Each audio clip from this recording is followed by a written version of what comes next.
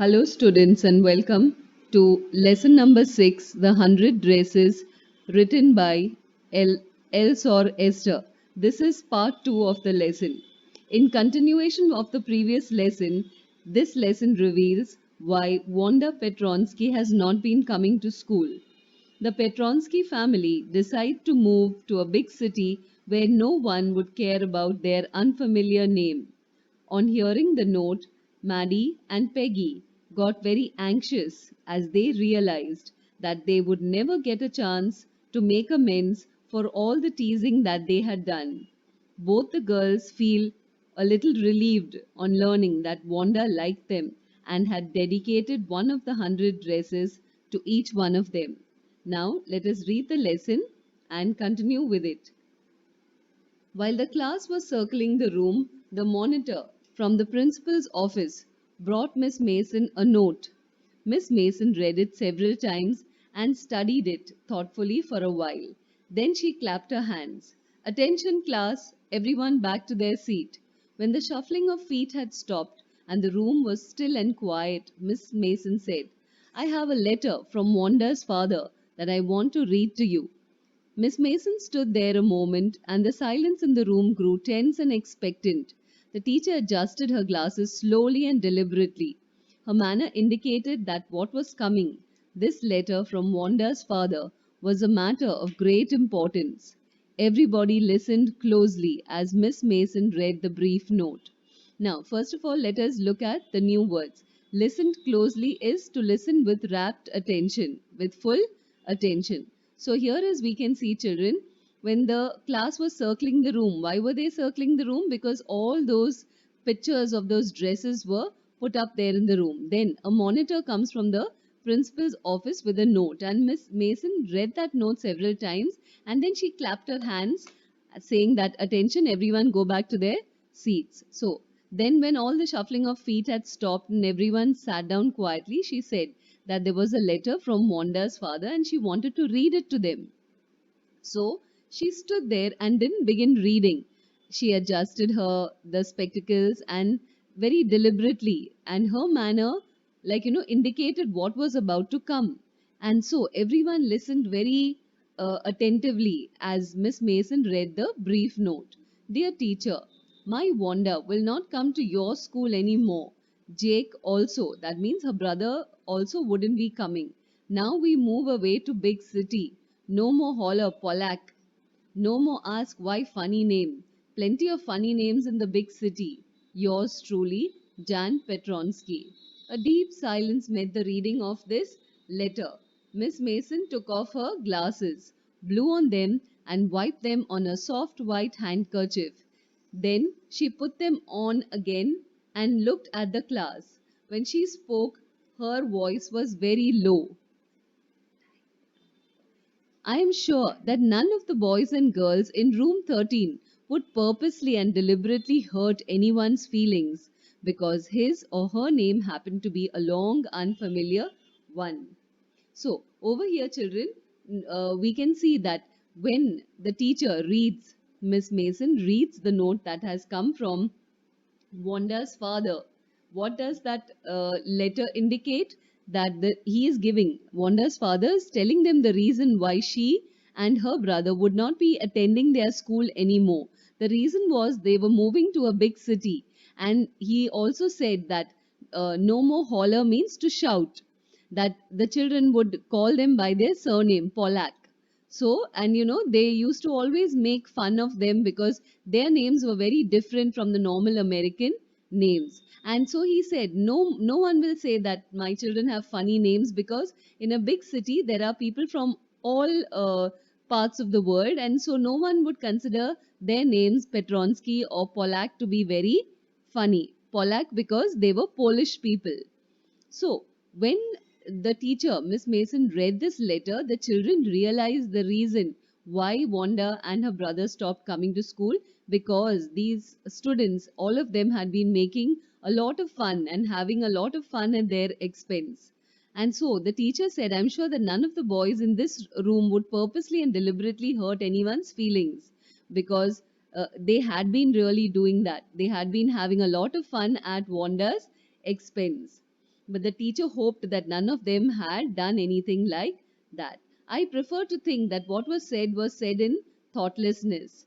I know that all of you feel the way I do, that this is a very unfortunate thing to have happened. Unfortunate and sad, both. And I want you all to think about it. So the teacher said, I hope that whatever has happened has been because of un because of thoughtless, without them thinking about such a thing. And she says, I hope all of you feel the same way that I do. And then the first study, we will continue reading. The first period was a study period. Maddie tried to prepare her lessons, but she could not put her mind on her work. She had a very sick feeling in the bottom of her stomach. True, she had not enjoyed listening to Peggy ask Wanda how many dresses she had in her closet, but she had said nothing. She had stood by silently, and that was just as bad as what Peggy had done. Worse, she was a coward. At least Peggy hadn't considered they were being mean, but she, Maddie, had thought they were doing wrong. She could put herself in Wanda's shoes. Goodness, wasn't there anything she could do? If only she could tell Wanda she hadn't meant to hurt her feelings. So, children, let's look at the explanation of this part of the lesson. So, after the teacher expressed that her feelings, that she hoped that none of them had been very unfeeling and thoughtless, she hoped that, this was a very sad and unfortunate incident, and she wanted all of them to think about it. That, how other children felt when they behaved badly with them. And the first period was a study period. So Maddie was sitting and trying to prepare her lessons, but her mind was absolutely not on her work. She had a very sick feeling in the bottom of her stomach. Why? The reason was that she had not enjoyed every day. Peggy and Maddie would stand, waiting like on the way to school, waiting for Wanda to show up. And then she would ask her, Wanda, how many dresses do you have? And all of us know in the first part that Wanda had only one dress, a pale blue dress that she wore to school every day. But whenever Peggy asked her how many dresses she had, she said, "Oh, I have 100 dresses in my closet." And then she would just say nothing. She would just stand there. Peggy would stand there and listen to Maddie trying to make fun of her. So she felt that at least I could have, put in a word. Maybe I could have said something, but I stood there like a coward and allowed my friend to make fun of Wanda. So now, she understood how Wanda must have felt when they were making fun of her. Goodness, wasn't there anything she could do? If only she could tell Wanda she hadn't meant to hurt her feelings. She turned round and stole a glance at Peggy, but Peggy did not look up. She seemed to be studying hard. Well, whether Peggy felt badly or not, she, Maddie, had to do something. She had to find Wanda Petronsky. Maybe she had not yet moved away. Maybe Peggy would climb the heights with her, and they would tell Wanda she had won the contest, that they thought she was smart and the 100 dresses were beautiful. Okay, so during the study period, they tried to work hard and continue with their studies, but Maddie couldn't do anything because she was feeling very guilty, uh, because she stood there while her friend Peggy made fun of her every day they would make fun of Wanda. And so now she was feeling very bad, she was feeling guilty, and she couldn't get that incident out of her mind. And she felt that I need to do something, I need to go and say sorry, I need to go and find Wanda. Maybe she has not moved away to a big city yet. Maybe Peggy will come along with me. And so all these thoughts were there in her mind. And she thought maybe I can just go there, meet her, and tell her that that you're really smart, and that you sketch so beautifully, and that you have won the contest. So let us continue reading further. When school was dismissed in the afternoon, Peggy said with pretended casualness, "Hey, let's go and see if that kid has left town or not." So, Peggy had had the same idea. Maddie glowed. Peg was really all right. The two girls hurried out of the building, up the street towards Boggins Heights, the part of town that wore such a forbidding air on this kind of a November afternoon, drizzly, damp, and dismal. "Well, at least," said Peggy gruffly, "I never did call her a foreigner or make fun of her name." I never thought she had the sense to know we were making fun of her anyway. I thought she was too dumb. And gee, look how she can draw. Maggie could say nothing. All she hoped was that they would find Wanda. She wanted to tell her that they were sorry they had picked on her and how wonderful the whole school thought she was. And please not to move away and everybody would be nice. She and Peggy would fight anybody who was not nice. So, when school was over in the afternoon, Peggy, told Maddie, hey, come on, let's go and see if that girl has left town or not. And when Maddie heard these words, she was really thrilled. She said, oh, wow, I had this thought in my mind, and my friend Peggy also had the same thought. So, why not? Come on, let us go and find Wanda. And so, as they went out of the school building and up the street towards Boggins Heights. Now, Boggins Heights was that part of town where like very poor people lived, and it had a kind of forbidding air because they had never gone that side before. This was the first trip towards Boggins Heights. So Maddie could not say anything. All she hoped in her mind was that they were going there, but she hoped they could find Wanda. She wanted to tell her how sorry they were that they had made fun of her, and then how wonderful the whole school thought she was. And they would ask her not to move away, and that everybody would be nice to her from then on. And she and Peggy would be by her side, and they would fight with anyone who was not nice to her. Now let us continue reading. The two girls hurried on. They hoped to get to the top of the hill before dark. I think that's where the Petronskis live, said Maddie, pointing to a little white house. Wisps of old grass stuck up here and there along the pathway like thin kittens. The house and its sparse little yard looked shabby but clean. It reminded Maddie of Wanda's one dress, her faded blue cotton dress. It was shabby but clean. There was not a sign of life about the house. Peggy knocked firmly on the door. But there was no answer. She and Maddie went around to the backyard and knocked there.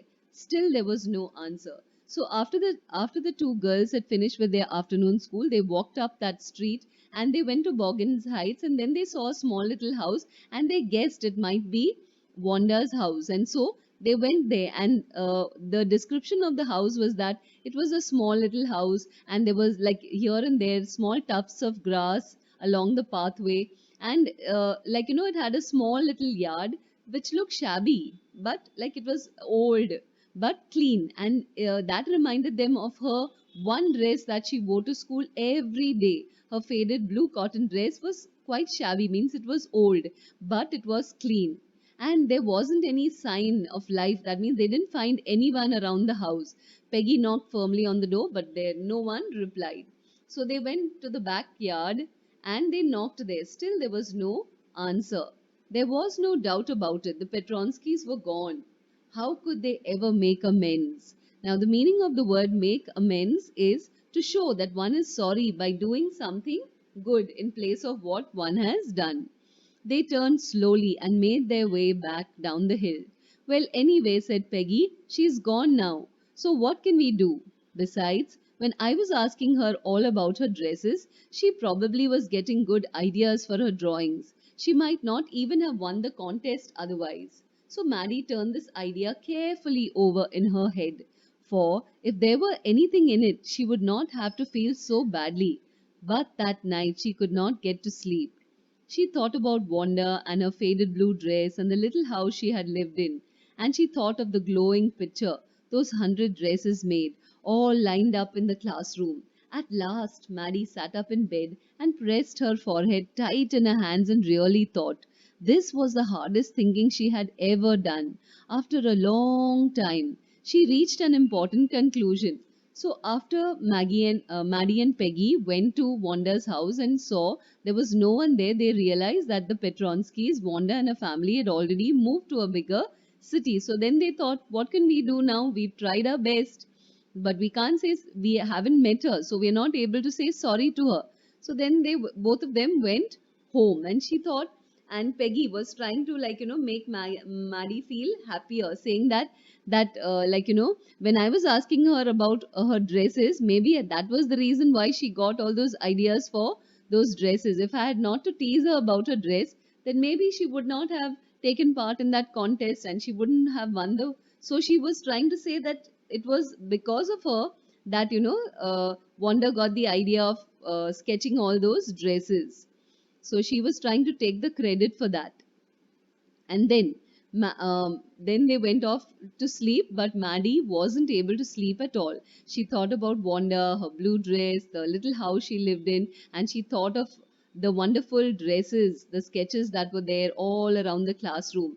And then she came to one important conclusion. That means she had made up her mind regarding something. Let us see what that is.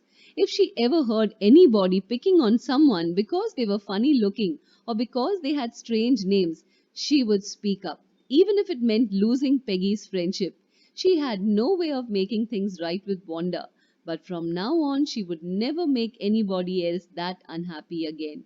So, here, children, we can see the meaning of picking on someone is treating someone unkindly, unfairly, criticizing them, making fun of them, poking fun of, making fun of them.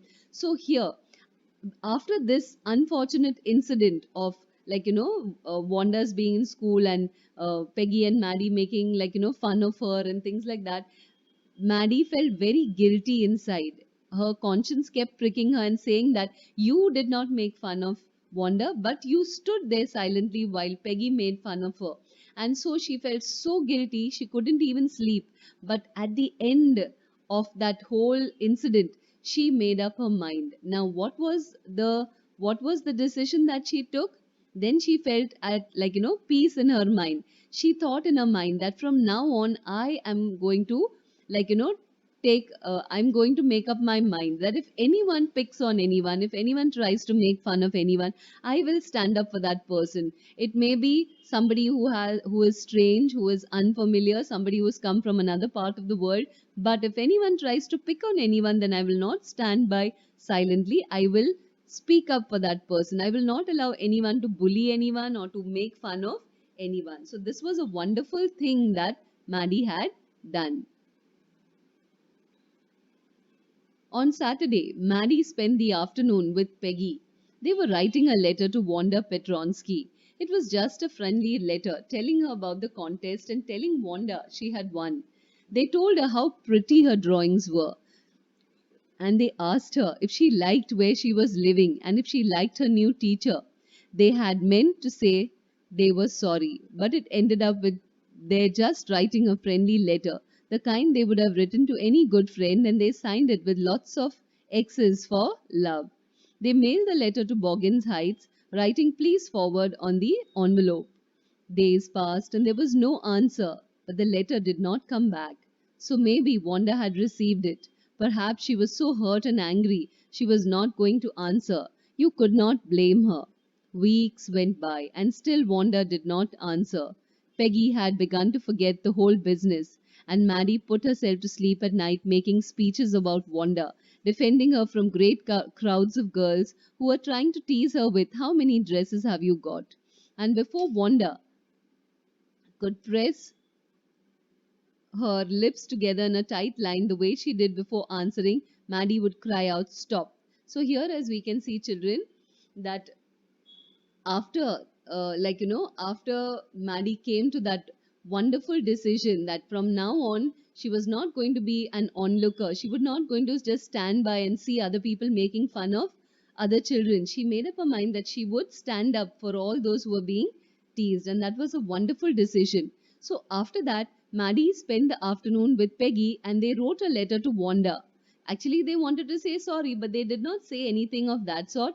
They just wrote her a friendly letter telling her she had won the contest, and then, asking her that how did she find her new school and her new teacher, and how the city was and things like that. And they wrote this letter like they would have written to any good friend, and saying that with lots of love, and they mailed it to Boggins Heights, and they say please forward to Wanda. So, and they waited for an answer, but days passed and there was no answer to that letter that they had written. So they wondered, had Wanda received it? But maybe they thought maybe she got the letter, but she was feeling very hurt and angry, and so she did not want to reply to them. And so, like, they could not blame her for that if she felt like that. And then weeks went by, many weeks passed, and Wanda did not give them a reply. And Peggy had forgotten about the whole business, but Maddie had not forgotten. She was still thinking about Wanda. And in her mind, whenever she slept, she could see Wanda, like, people making fun of her. And in that dream and in her sleep, she would try to, like, stand up for Wanda, and she would say, "Stop, stop making fun of her." And thus everybody would feel ashamed the way she used to feel. Now it was Christmas time and there was snow on the ground. Christmas bells and a small tree decorated the classroom. On the last day of school before the holidays, the Christmas vacation, the teacher showed the class a letter she had received that morning.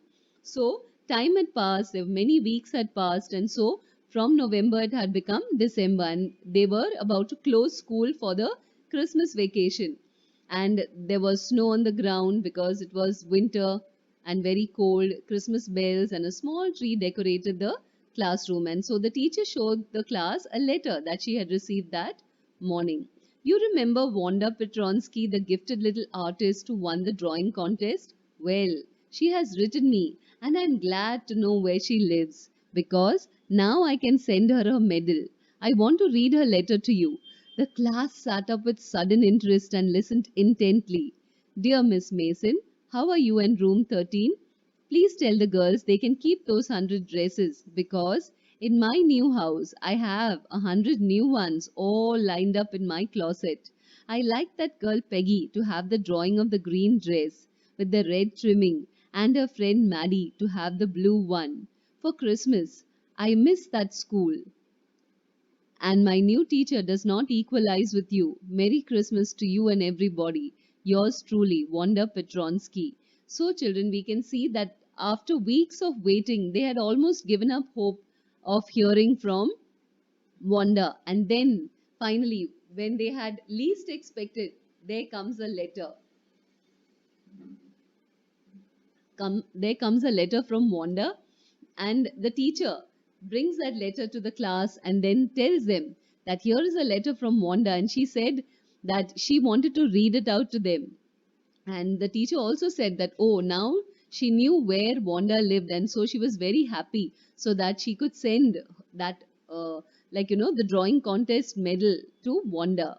And then she read the letter to the class, and the class listened with real interest and very, very intently with a lot of attention. Now, what did Wanda write? Well, she asked how the teacher and all the children in the room 13 were. And she said that the girls could keep all those 100 dresses because in her new house she had 100 more new ones all sketched and lined up in her closet. And then she added that she would like Peggy to have the drawing of the green dress with the red trimming and her friend Maddie to have the blue one for Christmas. So that was her gift to both of them. How nice this was because both these girls, had made fun of her, poked fun of her situation, of her poverty, of her being, different, of being a foreigner. And yet, this girl was so nice that she had gifted them with the drawings, the sketches that she had made. And she said she missed the school and that her new teacher was not equal to Miss Mason, and she wished all of them a Merry Christmas. So, on their way back from school, Maddie and Peggy held the drawings very carefully. All the houses had wreaths and holly in the windows. That is, uh, as they were going home from school, they looked at all the rooms in the school and they could see decorations everywhere. Outside the grocery store, hundreds of Christmas trees were stacked, and in the window, candied peppermint sticks and cornucopias of shiny, transparent paper were strung. The air smelled like Christmas, and light shining everywhere reflected different colors on the snow. Boy, said Peggy, this shows she really likes us. It shows she got our letter, and this is her way of saying that everything's all right, and that's that. I hope so, said Maddie sadly. She felt sad because she knew she would never see the little tight lipped Polish girl again, and couldn't ever really make things right between them. She went home and she pinned her drawing over a torn place in the pink flowered wallpaper in the bedroom. The shabby room came alive from the brilliancy of the colors.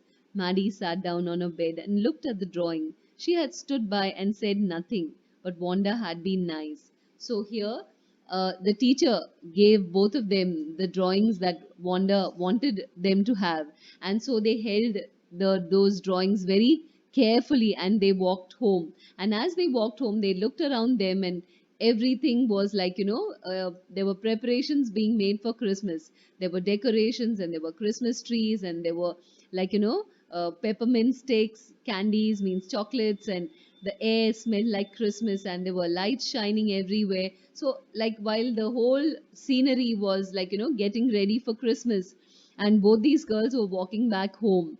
And then Peggy says, boy, this shows that she got our letter, that she really likes us. And this is a way of saying that everything is okay. That means she is accepted that we made fun of her and now she's okay with it. But Maddie was feeling very sad.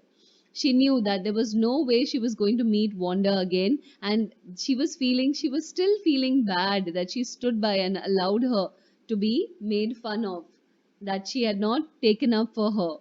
And so there would never be a chance for her to put things right with Wanda. So she took the drawing, she went home, and even she was not so rich. So her own bedroom, like the wallpaper was torn, and so she put the drawing there in the place where the wallpaper was torn. And that shabby little room came alive from the brilliancy of the colors painted by Wanda. She sat down and she looked. Wanda had been nice to her anyway. She was thinking that she didn't deserve this, but Wanda had been good enough. So tears blurred her eyes and she gazed for a long time at the picture. Then hastily she rubbed her eyes and studied it intently. The colors in the dress were so vivid that she had scarcely noticed the face. Actually, all of them had, concentrated on the dresses. They had not looked at the face of the girl wearing the dress. And when she looked all over again, but it looked like her, Maddie. It really looked like her own mouth. Why? It really looked like her own self. Wanda had really drawn this for her. Excitedly, she ran over to Peggy's house. Peg, she said, let me see your picture. What's the matter? Asked Peggy as they clattered up to her room where Wanda's drawing was lying face down on the bed. Maddie carefully raised it. Look, she drew you, that's you, she exclaimed. And the head and the face of this picture did look like Peggy. What did I say? Said Peggy. She must have really liked us anyway. Yes, she must have, agreed Maddie, and she blinked away the tears that came every time she thought of Wanda, standing alone in that sunny spot in the schoolyard, looking stolidly over at the group of laughing girls after she had walked off, after she had said, sure, 100 of them all lined up. So when when Maddie realized that when Wanda had drawn, sketched all those dresses, she had this blue one in mind. She had Maddie in mind, and when she had painted the green and the red one, she had Peggy in mind. They had not realized that, but even at that moment, while she was sketching those dresses, she kept both these girls in mind. That means she had, forgiven them for all the fun that they had made of her, and so that made her feel even worse. And so, she wanted to make sure. So she ran to Peggy's house and she asked her, Peggy, let me see your picture. And Peggy asked, what's the matter? And then when they looked, they saw that it really was Peggy.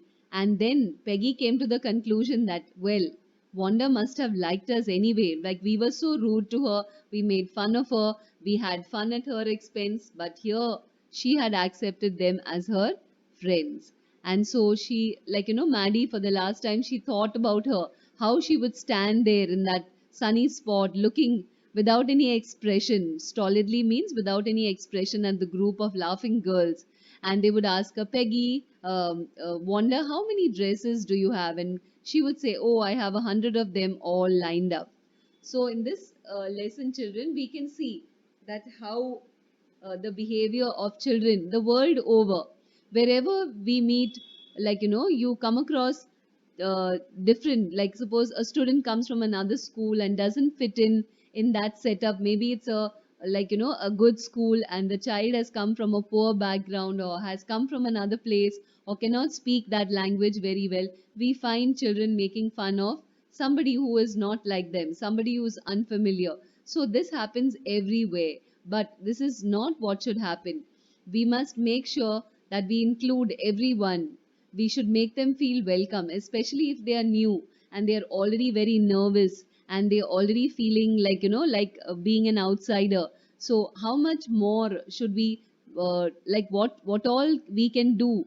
We must think of this, that what can we do to make the other person feel welcome and to include that person into our group and not make them feel alone, not make them not make fun of them, but include them in our own group, in our own class, and make them feel welcome. Then there would be no feelings of guilt. Wanda must have felt very marginalized. She must have felt very sad that these girls were picking on her, and that's the reason why she sat in the last bench where the naughty boys sat, quietly. She was not naughty, and she did not even scold them. She did not insult them for what all they were doing. She just silently bore everything. So these girls understood their mistake at the end of the lesson, but it was too late.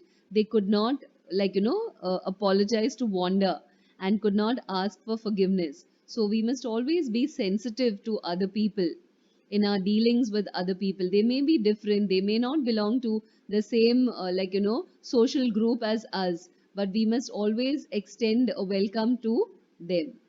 I hope you have understood this lesson well. Now let us go to the thinking about the text. The first question: why do you think Wanda's family moved? Why do you think Wanda's family moved to a different city? Do you think life there was going to be different for their family? What do you feel, children? The place that she lived in was a small place, and now they were going to a bigger city. So, how was their life going to be? Well, they had moved to a different city, so there also life would be very, very different. So, Mr. Jan Petronsky wrote a letter to Miss Mason saying that they would not come to school, and he clarified they were moving to a big city where his kids who were Polish would not be made fun of or teased for their names. So he believed that there would be many people like them in a big city, and he hoped that his children would not be made fun of.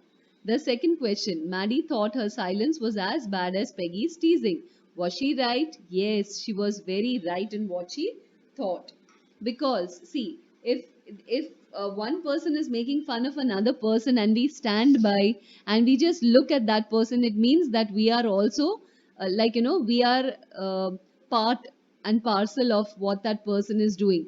We should not allow others to make fun of other children or other people. So what she thought was right. Maddie was not able to concentrate on her work after, she realized that she had been as bad as Peggy. Peggy had done the teasing, but had never corrected her friend. Peggy was a friend, right? She could have told her that, Peggy, why are you doing this? Don't do that. This is a new girl. First of all, she must be so nervous coming to school, meeting all new people. So why are you making fun of her? We are, well, better off than her. She's not even like as rich as us or not as well off as us. So she could have corrected her. She could have told her. She could have stopped that teasing. Yet she did nothing. So she thought her silence was as bad as Peggy, and she was right. So when we see others doing something wrong, we must not stand silently and watch them doing wrong. We must try to put an end, or we must stop them doing wrong things.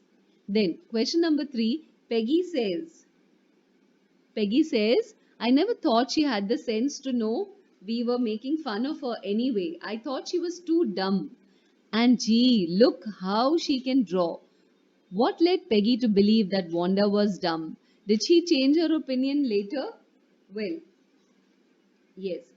Peggy and the other children made fun of Wanda by purposely asking her how many dresses she had in her closet. Now, didn't they know how many dresses she had? She had only one dress and she wore that every day. She would wear the same dress to school, so there was no reason for them to ask. When Wanda said she had 100, they would laugh at her as they knew she wore a faded blue cotton dress to school. When Wanda left the school, uh, they knew that Peggy made excuses for her behavior, and she said she never called Wanda a foreigner. She never made fun of her name, saying Petronsky or Pollack or whatever it is. She thought Wanda was very dumb, and she never knew she was being teased. And she also supported her teasing by saying that it actually gave Wanda ideas to make such beautiful designs. Later on, however, Peggy appreciated her talent, and when the letter was read out by Miss Mason, she came to the conclusion that there was nothing to be sorry about anymore as far as the Polish girl was concerned. Now, the next question is, what important decision did Maddie make, and why did she have to think hard to do so? Well, Maddie and Peggy went to Boggins Heights, but they didn't meet Wanda there. That night, Maddie couldn't sleep. She thought a lot about Wanda and made an important decision that if ever she heard somebody making fun of anyone because of their looks or name, she would speak up for that person. She didn't mind losing Peggy's friendship in the process, but she would never like to see anyone unhappy again. Do you think Wanda really thought the girls were teasing her? Why or why not? Well,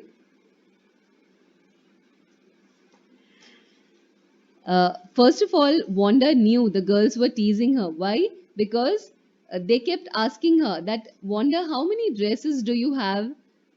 Now, Wanda wore only one dress to school, so she knew that the girls knew she had only one dress, and in spite of that, they kept on asking her. So she was very well aware that the girls were making fun of her.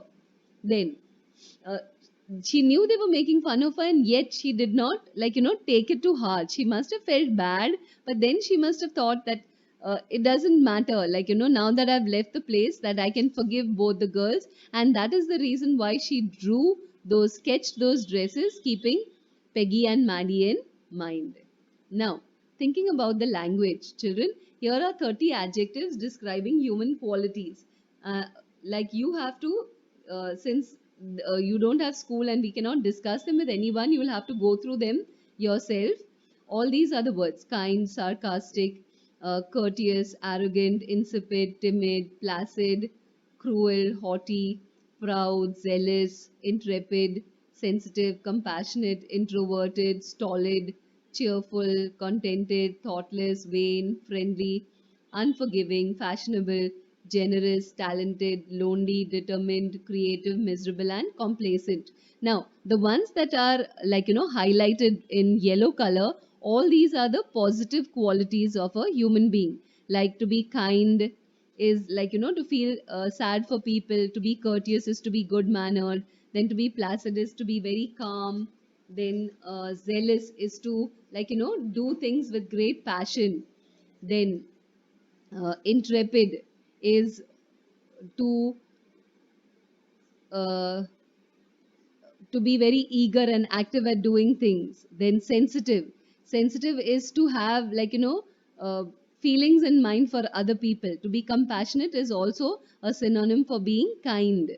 Then cheerful is to be always happy, and contented is to be satisfied with what you have. To be friendly is to make friends easily, and fashionable is to have a sense of fashion, knowing what to wear and things like that, that is pleasing to the eye. Generous is the ability to give to others, and talented is to have different kinds of talents. Determined is to be able to make up your mind. Creative is, Wanda was creative because she had the ability to sketch dresses. So all these are the positive qualities, and the other ones that are not highlighted are all the negative qualities. Like to be sarcastic is to make fun, to poke fun at people. To be arrogant is like to be very proud. Insipid is not to have a mind of your own. Timid is to be very cowardly, kind of. Cruel is wanting to hurt others. And haughty is also means another synonym of proud. Haughty and proud both mean the same thing. Introvert is somebody who's, very shy, not wanting to talk. And stolid is somebody who doesn't express themselves well. Thoughtless is to do things, just do things without thinking. And vain is also, like haughty and proud. Vain also means the same thing, to be very proud. Unforgiving is not to forgive other people. Lonely is somebody who wants to be all alone. Miserable is not to feel happy about anything, and complacent is to be very, proud of oneself. So all these are the, in your textbook you can write down all the positive qualities that are highlighted and the negative qualities that are not highlighted. And in case you have any doubt, you can look up the meaning of the words in a dictionary. You can also use Merriam Webster dictionary. You can download it in your mobile phone or in your laptop or PC, and you can look up the meaning of the words there. What adjectives can be used to describe Peggy, Wanda, and Maddie? You can choose adjectives from the above list and also add some of your own to think about them. Peggy was very sarcastic, haughty, arrogant, thoughtless, creative, fashionable, generous, and vain. And Wanda was very introvert, sensitive, creative, lonely, placid, talented, courteous, and so on. Maggie was friendly, generous, kind, sensitive, timid, and determined. Then, find the sentences in the story with the following phrasal verbs. Now, over here, lined up, thought up, took off, and stood by.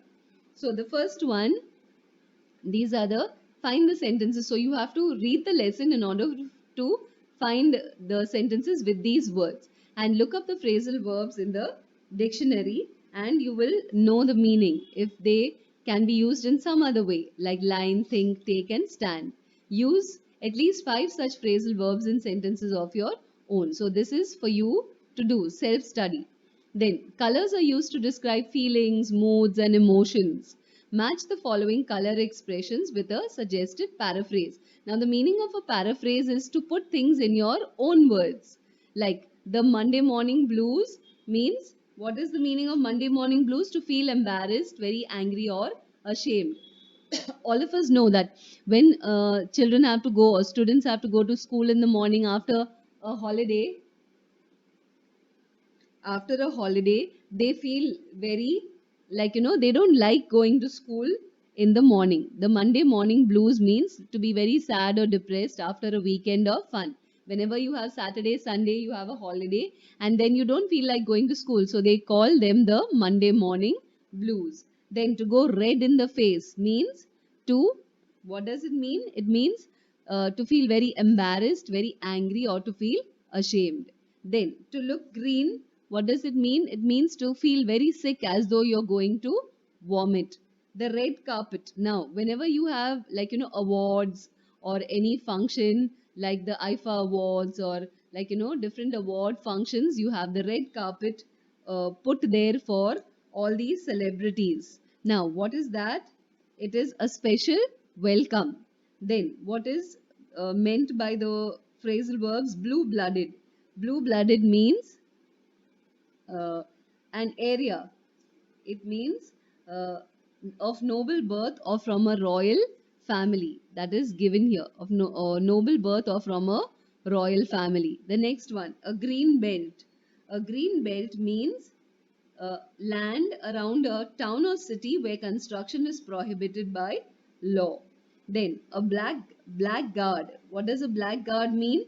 It means a dishonest person with who has no sense of right or wrong. The next one, the eighth one, a gray area.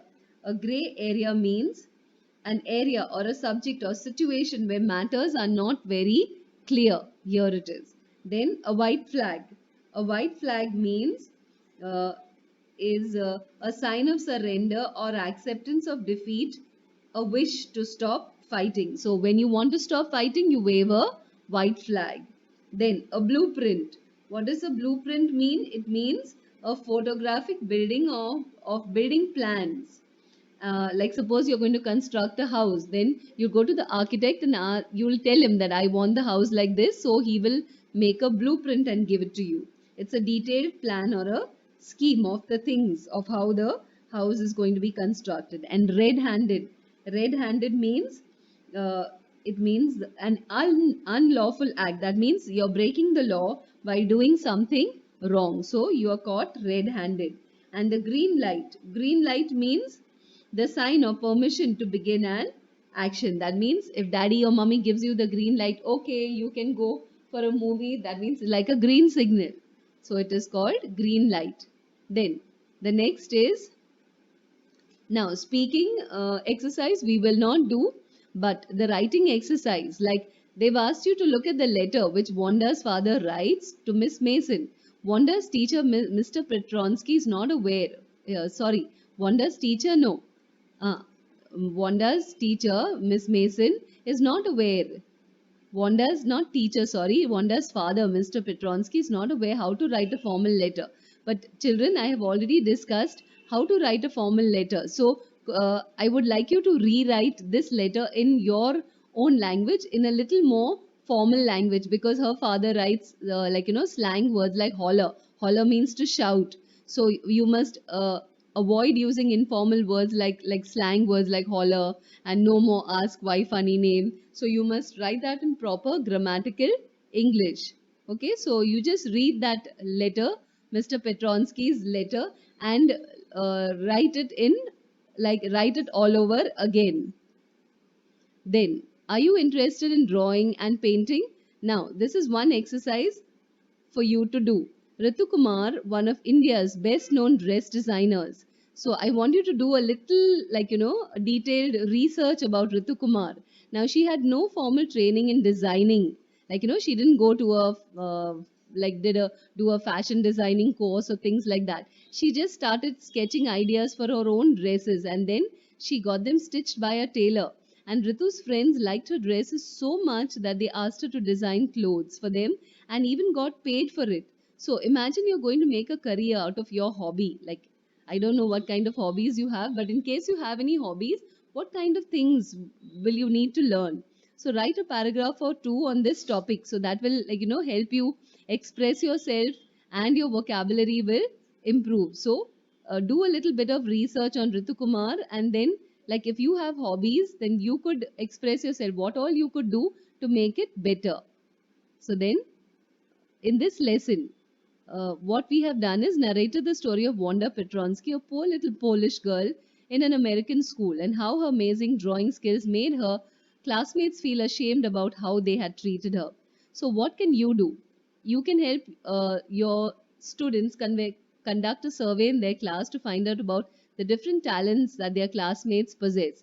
Anything from cooking to painting to singing to gardening. Divide the class into two sections. Now, we cannot do that since we are not having school right now, but you could write about your good qualities, or what, how, if you're talented in certain things, you could write about yourself, and you could write about two of your close friends. You can write about your talents, and you could write about two of your friends' talents, what you have observed, and you may have been in the school with them since so many years. So I would like you to do this exercise, write about yourself and two of your friends, and write what they are good at.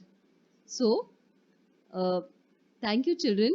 Make sure you read the lesson, write your question answers, and keep reading the text, so that you are, you keep on being acquainted with the lesson well. Thank you, and have a nice day.